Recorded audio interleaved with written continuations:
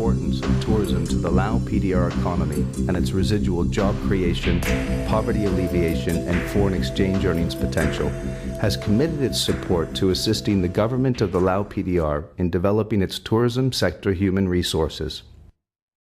Project LAO 020 commenced in July 2008 and is being implemented as a joint collaboration between the LAO National Tourism Administration and Lux Development. A critical project output in the project's inception year is the preparation of a national human resource development strategy. Project LAO 020 commissioned comprehensive fieldwork in order to develop a better understanding of current human resource development and management practices in the LAO PDR hospitality and tourism sector.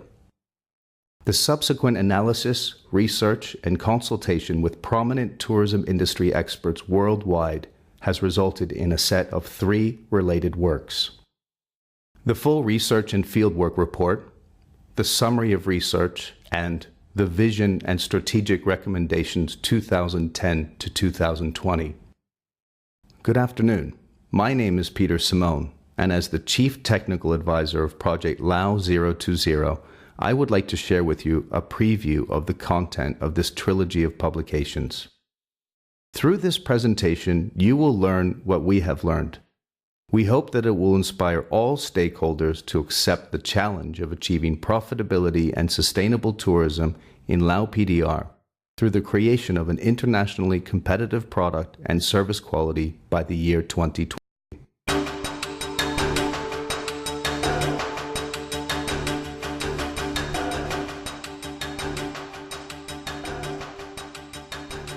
The United Nations World Tourism Organization forecasts that in 2010, nearly 1 billion international tourists will spend almost $1 trillion in over 100 countries around the world. When all of the direct and indirect economic and social benefits of tourism are considered, its contribution to a nation's foreign exchange earnings, employment, poverty alleviation initiatives, and social inclusion programs can be hugely significant, particularly to developing economies. With tourists around the world spending an average of $2.7 billion a day, it is no wonder that the competition among destinations is fierce. With thousands of tourism destinations trying to attract potential visitors with their golden beaches, exotic cultures, snow-covered mountains, and smiling people, it is difficult for a place to stand out from the rest. And with the emergence of 24/7 cable television, social media, and an information-hungry public, getting the international traveler's attention is no easy feat. For any destination marketer, tourism entrepreneur, or public policymaker, the difficulty is in finding a way to stand out from the competition. Make no mistake about it, there are many challenges ahead for any nation that is serious about making tourism a key contributor to its economy. In today's competitive marketplace, identifying and capitalizing on destination differentiators is a key to success. So what are the key differentiators that will make LAO PDR successful in competing for international tourists? How will LAO compete in an already crowded marketplace?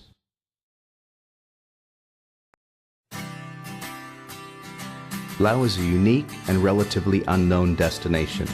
Its people are friendly and culturally rich, and its natural environment remains unspoiled from the negative impacts of development. Almost unanimously, people agree that the challenge for LAO PDR is to preserve its culture and environment and work towards attracting quality international tourists, thereby avoiding the mistakes of many of its neighbors who have opened their doors to mass tourism and its myriad of negative impacts. The real secret to success is that in order to fulfill the expectations of a higher spending, longer staying tourist, LAO PDR must improve the quality of service delivered by the people in the tourism sector.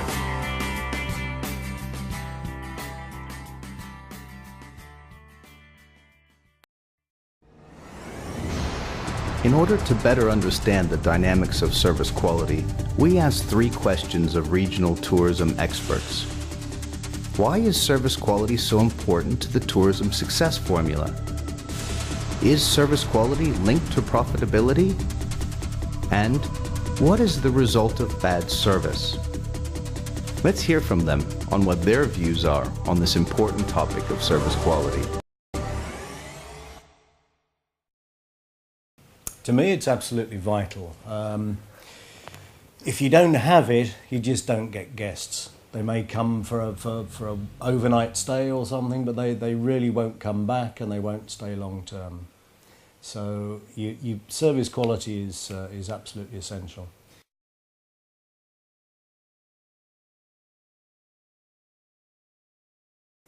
Well, I think if they will only concentrate on building hotels, then they will not be successful at all. I think the importance of the service element in the hospitality industry and the importance of developing the people is equally important than developing the hardware of a hotel. I think both of them are very, very critical and both of them are very, very important.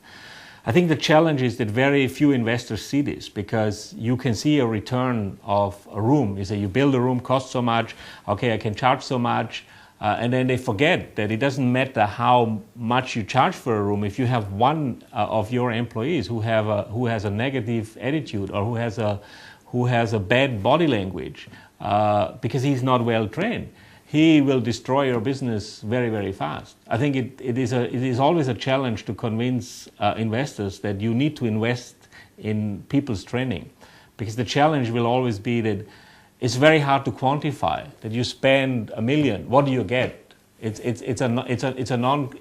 hard to quantify in numbers. But from my experience, I think all successful hotels will show you that they put equal amount of investment into their development of people's skills and career plans as they do into creating great hotel rooms and wonderful swimming pools and spas.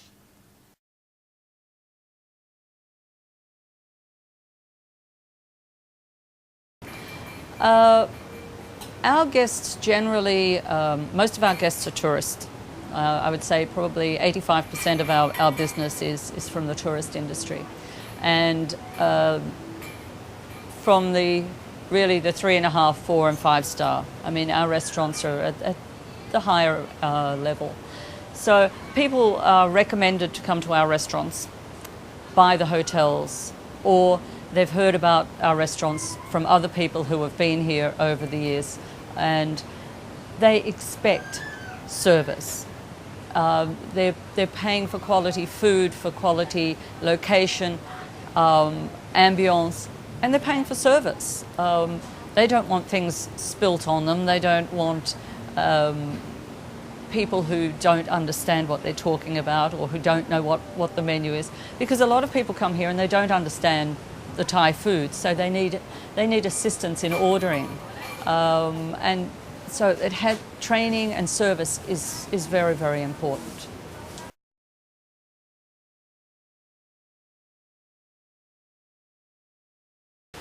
We actually feel that qualified staff, whether it can be training skilled staff or with the English-speaking skilled staff, they are the fundamentals for the guests to be satisfied with our service. Once they're established, right, the guest is happy with this good service, they'll come back time and time again. At the same time, they'll pass on the good words to their friends, to their colleagues, to come and visit us. And that's our fundamental hallmark of the Qatar Group.